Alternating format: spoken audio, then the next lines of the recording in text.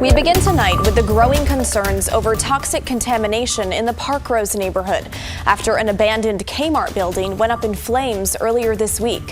Thanks for joining us. I'm Blair Best. That 4-alarm fire at the old Kmart building at 122nd and Sandy happened Wednesday morning, but it wasn't until Friday that the city of Portland declared an emergency after toxic material was found in the debris. This afternoon, there was a community meeting. Ashley Grams was there. And Ashley, bring us up to speed.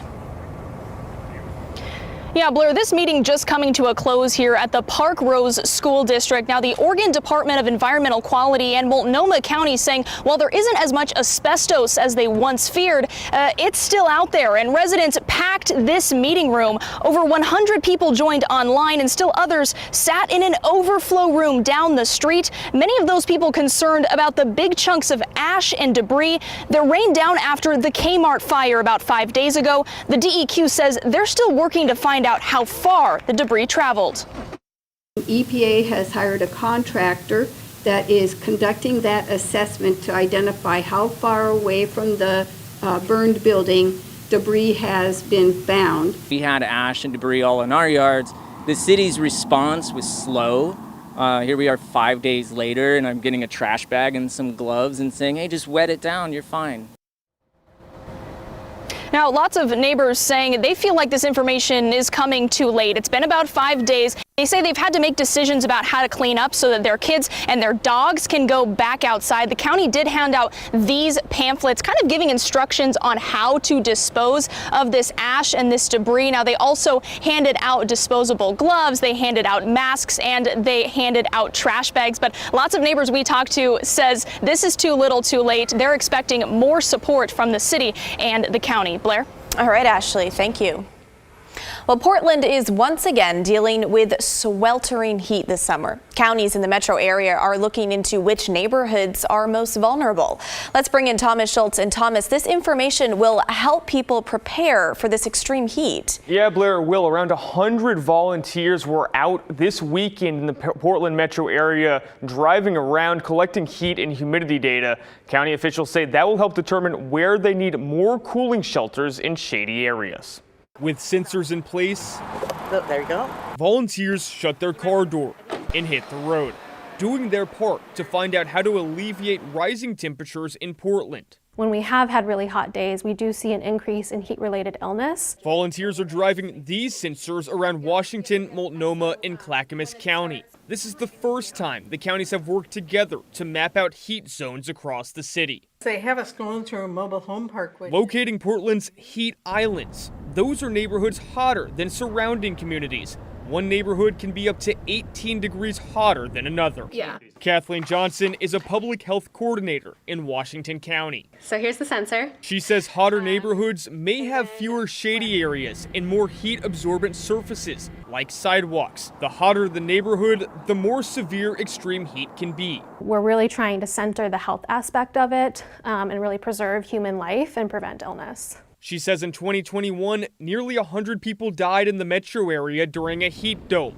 Temperatures reached a record high 116 degrees in late June. Now, better information will help counties determine where to add cooling shelters in trees to create shadier areas. We need more trees. We need to maybe come up with better ways to pave our road that doesn't reflect as much heat. The data will be available by the end of the year. It will also be used to accurately update Multnomah County's Heat Vulnerability Index. Blair? Thomas, thank you. Well, let's bring in meteorologist Joe Ranieri. And Joe, we're seeing all this heat, but it's not even the peak of the summer yet. Peak heat really kicks in from late July into basically the middle part of August. So we're not quite there yet. And heading into this week, we are going to be seeing some much cooler conditions. And you know what we haven't seen yet this summer? What? Measurable amount of rain. We get that. I can't wait. I'd say by late morning, early part of the afternoon tomorrow. And we are getting very close, knocking on 90 degrees door. And if that happens, that will mark the 14th day this summer that we've seen temperatures 90 or above. And on average, we do that 15 times a summer of late. And I think we'll get very close to that here in the next 90 minutes or so. But heading into tomorrow, we'll expect to see some cooler conditions roll through. Basically throughout wine country, up and down the I-5 corridor, temperatures upper 80s, close to 90 degrees. And along the Oregon coast from Hoquiam all the way down to Tillamook, you're looking at temperatures in the low 70s. But changes move in by Monday afternoon. Basically, the window of looking at some models show late morning, right around maybe 10:30, 11 o'clock into the early part of the afternoon. That 2-3 hour window where we could be seeing some showers move through. Last time we saw a measurable amount of rain was on June 19th. We haven't touched it so far this summer. Basically trace amounts, but we can basically put a goose egg in terms of rainfall amounts for the summer of 2023. And as we put in Futurecast into motion heading into tomorrow morning, we're going to be waking up to cool and cloudy conditions. Just some light sprinkles I'm expecting really up and down the Oregon coast and into the Washington coast. But you can see a little bit of some yellows and some oranges. This is a weak system that's going to be moving on shore heading into tomorrow afternoon. By the evening hours will be drier. But again, some models are showing there could be a little bit of some lingering showers and some sprinkles heading into Tuesday morning. Regardless, people who are tired of the heat are looking forward to the early part of next week. And I'll talk more about what you can expect to see over the next few days in my detailed forecast a few minutes from now. All right, Joe, thanks so much. Well, with all this warm and dry conditions across the Pacific Northwest, we're tracking 4 major wildfires from southern Oregon to the Gorge. On the Washington side of the gorge, the Newell Road fire has reached more than 51,000 acres as it burns through the grasslands of eastern Klickitat County. The fire started Friday afternoon. High winds are making it difficult for firefighters there. Several structures near Bickleton have been destroyed. Level 3 go now evacuation orders are in place for areas north of the Columbia River and Washington Highway 14, with level 2 orders in effect for Roosevelt. The fire is 0% contained. In Lane County, firefighters are battling the Bedrock Fire. It started yesterday afternoon near Fall Creek Lake, about 25 miles southeast of Springfield in the Willamette National Forest. Now, it's burned 300 acres, but fire officials say they expect it to grow.